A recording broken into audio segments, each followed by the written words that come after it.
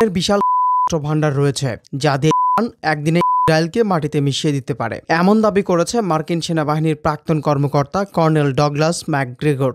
এর আগে 12 দিনের সাম্প্রতিক যুদ্ধে ইরানি ক্ষেপণাস্ত্রগুলো আয়রন ডোমকে ফাঁকি দিয়ে ইসরায়েলের গুরুত্বপূর্ণ লক্ষ্যবস্তুতে আঘাত এনেছে, যা বিশ্বের সামরিক বিশেষজ্ঞদের প্রশংসা কুড়িয়েছে। এই যুদ্ধের মাধ্যমে ইসরায়েলের সামরিক শক্তি এবং প্রতিরক্ষা ব্যবস্থাকে সরাসরি চ্যালেঞ্জ করেছে ইরান।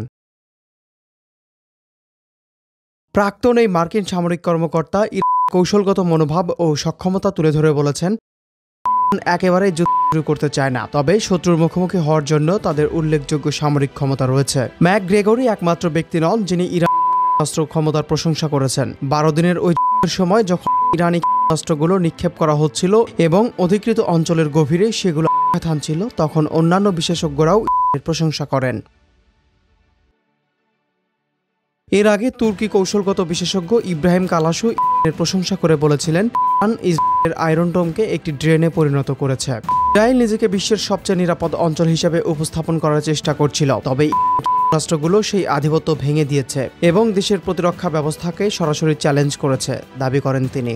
ইসরায়েল এই ক্ষেপণাস্ত্র প্রযুক্তি এবং এর ভয়াবহ আক্রমণ প্রতিহত করতে সক্ষম নয় বলেও মন্তব্য করেন কালাস।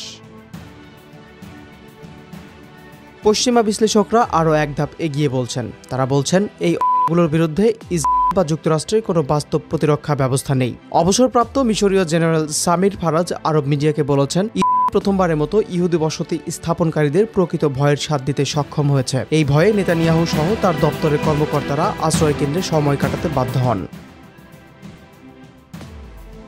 ন্যাশনাল ইন্টারেস্ট অনুযায়ী ফাতা সিরিজের ক্ষেপণাস্ত্রগুলো লক্ষ্যবস্তুতে উল্লেখযোগ্য ক্ষতি করতে সক্ষম। এছাড়াও নতুন হাইপারসনিক ক্ষেপণাস্ত্র অ্যাপোক্যালিপটিভ আয়রন ডোম ভেদ করতে সক্ষম, যা ইসরায়েল ও যুক্তরাষ্ট্রের জন্য বড় হুমকি।